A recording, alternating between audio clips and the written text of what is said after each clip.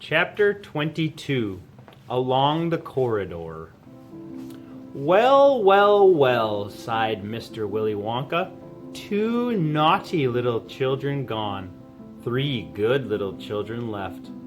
I think we'd better get out of this room quickly before we lose anyone else. But Mr. Wonka, said Charlie Bucket anxiously, will Violet Beauregarde ever be all right again, or will she always be a blueberry? They'll dejuice her in no time flat, declared Mr. Wonka. They'll roll her into the dejuicing machine, and she'll come out just as thin as a whistle. But will she still be blue all over? Asked Charlie. She'll be purple, cried Mr. Wonka. A fine, rich purple from head to toe, but there you are. That's what comes from chewing disgusting gum all day long. If you think gum is so disgusting, said Mike TV, then why do you make it in your factory? I do wish you wouldn't mumble, said Mr. Wonka. I can't hear a word you're saying. Come on, off we go. Hurry up, follow me. We're going into the corridors again.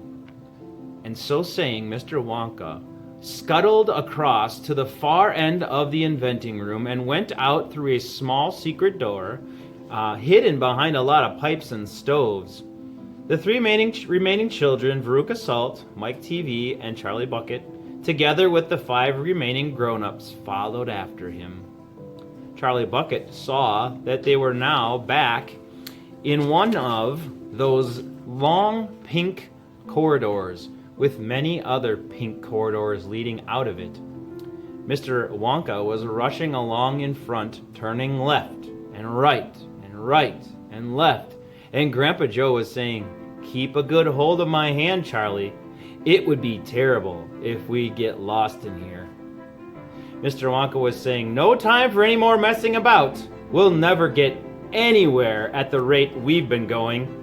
And on he rushed down the endless pink corridors with his black top hat perched on top of his head and his plum-colored velvet coattails flying out behind him like a flag in the wind. They passed another door, then another, and another. There were doors every 20 paces or so along the corridor now, and they all had something written on them, and strange clanking noises were coming from behind several of them, and delicious smells came wafting through the keyholes, and sometimes little jets of colored steam shot out from the cracks underneath.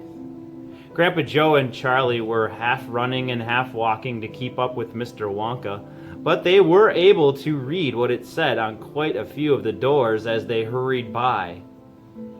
"Edible marshmallow pillows," it said on one. "Marshmallow pillows are terrific," shouted Mr. Wonka as he dashed by. "They'll be all the rage when I get them into the shops. No time to go in, though, no time to go in." "Lickable wallpaper for nurseries," it said on the next door. "Lovely stuff, lickable wallpaper," cried Mr. Wonka, rushing past. "It has pictures of fruits on it. Bananas, apples, oranges, grapes, pineapples, strawberries, and snozberries." "Snozberries?" said Mike TV. "Don't interrupt," said Mr. Wonka. "The wallpaper has pictures of all these fruits printed on it. And when you lick the picture of banana, it tastes of banana. When you lick a strawberry, it tastes of strawberry. And when you lick a snozberry, it tastes just exactly like a snozberry." "But what does a snozberry taste like?" "You're mumbling again," said Mr. Wonka. "Speak louder next time. On we go, hurry up."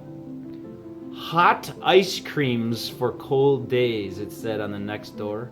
"Extremely useful in the winter," said Mr. Wonka, rushing on. "Hot ice cream warms you up no end in freezing weather. I also make hot ice cubes for putting in hot drinks. Hot ice cubes make hot drinks hotter." "Cows that give chocolate milk," it said on the next door. "Ah, my pretty little cows," cried Mr. Wonka. "How I love those cows." "But why can't we see them?" asked Veruca Salt. Why do we have to go rushing on past all these lovely rooms?" "We shall stop in time," called out Mr. Wonka. "Don't be so madly impatient." "Fizzy lifting drinks," it said on the next door. "Oh, those are fabulous!"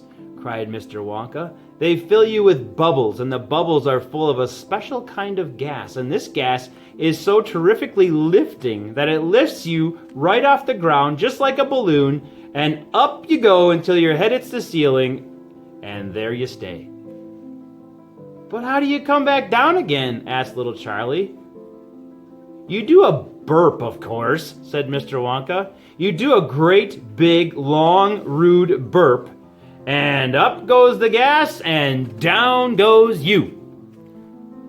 But don't drink it outdoors. There's no knowing how high up you'll be carried if you do that. I gave some to an old Oompa Loompa once in the backyard, and he went up and up and up and disappeared out of sight. It was very sad. I never saw him again." "He should have burped," Charlie said.